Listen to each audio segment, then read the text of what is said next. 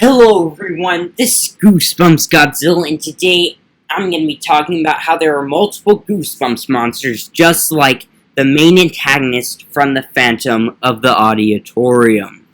And so pretty much before I continue though, spoiler warning for the 24th Goosebumps book in the original series, entitled The Phantom of the Auditorium. And so also I just want to apologize for not making that many videos lately.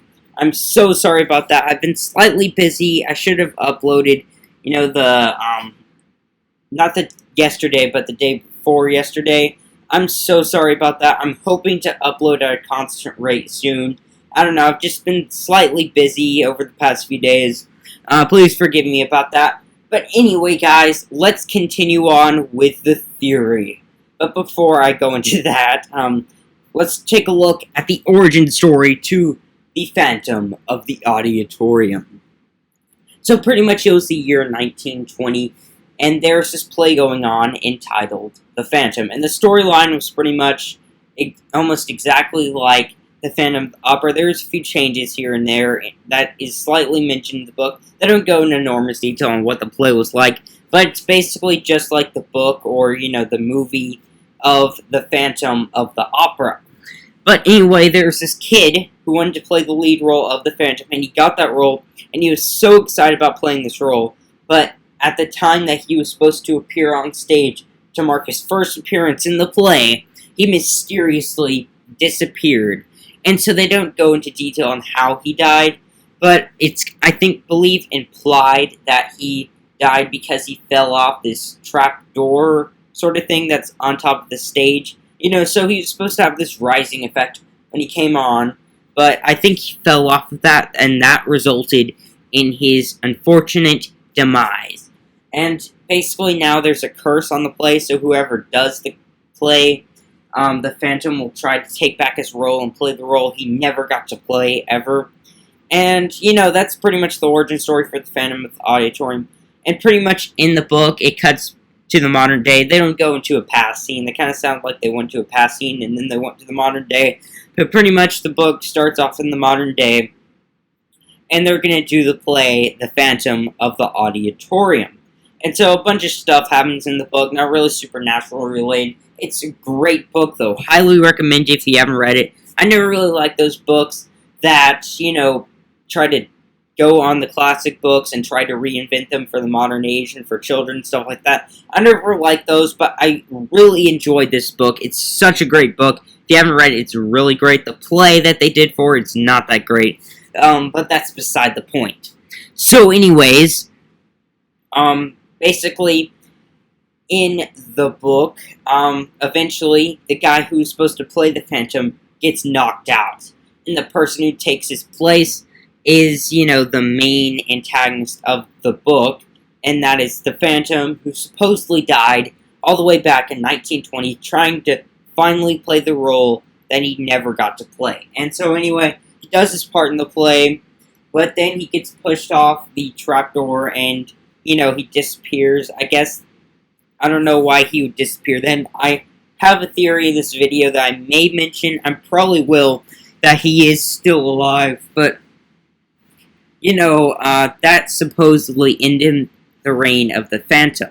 But what happens if I told you that there are multiple Phantoms just like him in that very stage room?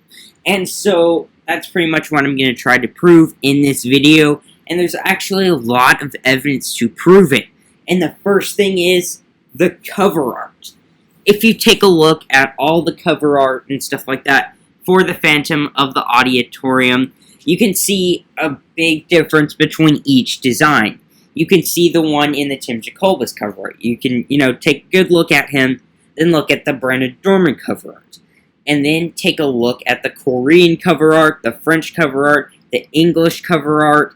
All the cover arts for the Phantom of the Auditorium portray the Phantom drastically different from one another. And this could easily mean that each of them are different. And even the one from Goosebumps Horror Town, while it does look more similar to the Phantom of the Auditorium cover art from Tim Jacobus, it still is kind of different. And also, there's the one that's described in the book, which is more in line with Brandon Dorman's cover art. And so you can see all these different portrayals of the Phantom of the Auditorium. Which one is right? And so in the book, the one described looks more similar to the one in the Brandon Dorman cover art or the TV episode irritation of the character. But then you have the Horror Town one, the Tim Jacobus cover art, which could be the same one, but then you have the Korean, the French, and the Dutch, and they're all drastically different. And I think this could be used as evidence that there are multiple ones. How else could there be multiple different looking phantoms? I mean, like, even the one in the Korean cover doesn't even look like anything described in the book, but still, obviously, Phantom is related to the play due to it being cover art to that story. And so, I would say overall that this is a huge piece of evidence. There's a bunch of different designs, which could mean that there are a bunch of different ones. But, it's not the strongest piece of evidence, but still a little bit of a piece of evidence, enough to prove its existence. But also, there's evidence from Goosebumps Horror Town. And so, recently today, I watched a gameplay on it by this channel called Grimokin, or something like that. But pretty much in that video, I watched all 4 parts or something like that. But pretty much the mask that belongs to the Phantom, whoever wears it, basically sort of loses their personality and kind of becomes the Phantom and constantly wears the mask and stuff like that. Which means that it is very likely for other people to turn into the Phantoms. You see, because the mask that is portrayed in Goosebumps Horror Town is sort of like the haunted mask, except not as, you can't rip it off your face or something like that.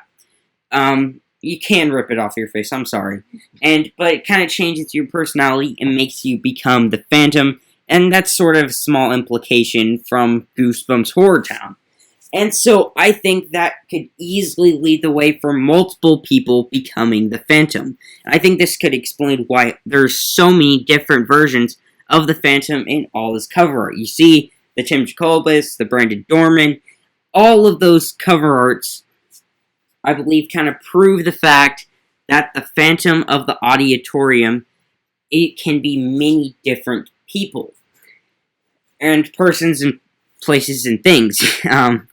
But that's a huge piece of evidence just judging from that, because whoever puts on the mask becomes the Phantom, so there could be so many other people who became the Phantom. And also, if you take a look at the 12 Screams of Christmas, they do describe a very similar situation as the Phantom of the Auditorium.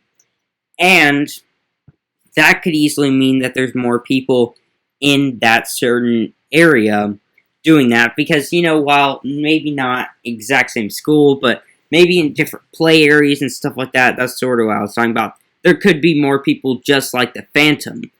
And I don't really know about that for the 12 Screams of Christmas, but, it is a possibility that more people may have been subject to turning into the Phantom due to, the Phantom's curse and all that stuff.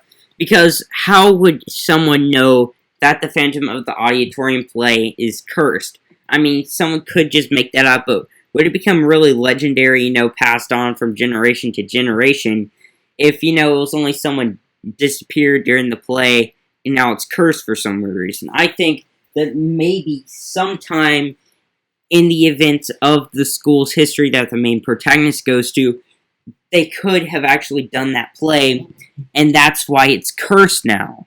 Or, that's how people know that it's cursed. Is because they tried to do play once again, and something bad happened, and maybe the Phantom disappeared, just like in the other area. Because when you think about it, I mean, the Zeke is the person who's playing the Phantom in the book who got knocked out and all that stuff. He, I believe, was pretty much left on the trap door. And so maybe if the Phantom wasn't pushed off and all that stuff, and he kept the role, maybe it would have taken over Zeke's life, and Zeke would have mysteriously disappeared. I mean, it is a possibility, after all, because he was the one trapped on this trap door, I believe. I mean, maybe that's only in the episode. I haven't read the book in about 2 years or so, but I'm pretty sure he was on this trapdoor, but even so, maybe the Phantom was trying to take over his life and make Zeke become a Phantom as well. That is a possibility, and I think you can kind of see that in Goosebumps Horror Town, due to, I think, the Zeke that's in Goosebumps Horror Town actually taking the mask from the Phantom. I'm not really 100% on that, but it is true. I mean, it's true and also a possibility.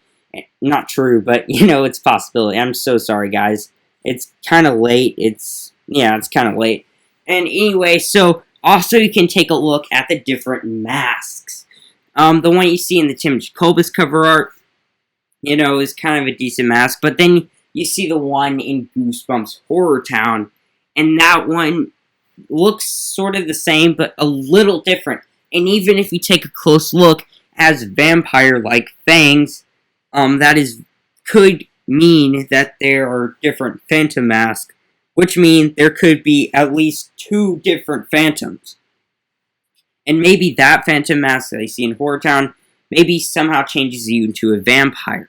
Because if you take a look at the French cover art to the Phantom of the Auditorium, you get a scene that mirrors one classic, scene from a old vampire movie, I believe, called Nosferatu. And so there's that huge piece of evidence that there are multiple different ones just because of different versions, how it's super easy for that to be possible with the mask, and how it's happened before in the Goosebumps universe and the 12 Screams of Christmas. And also, there is the fact that there are different masks, just judging from all of them, and also, even some of the Phantoms don't even wear a mask, I believe, like in the Korean cover art. And so, you can see all of this stuff that could lead to it potentially proving that the Phantom of the Auditorium, it can turn into many different people, and there's a bunch of different Phantoms. And also, you can see a huge piece of evidence of this from the book itself, The Phantom of the Auditorium, not judging from any of the cover art or anything. I think we have enough evidence to prove this statement.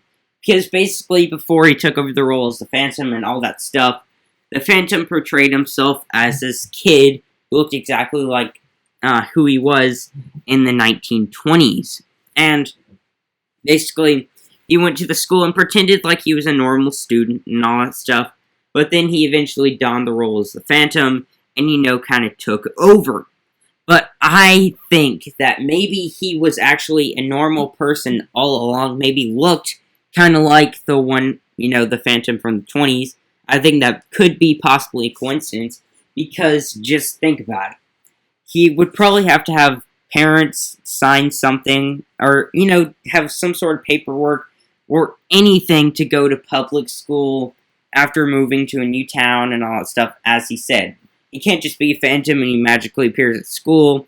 Never ends, they said in the book, I believe, that he's a new student and all that stuff, and so I believe he would have to have some kind of paperwork. I don't know. I can obviously tell you I have no skill in this because I've never done anything like that before or seen anything like that before, but I believe you have to have parents or guardians signing something or anything, but, he's all by himself, supposedly.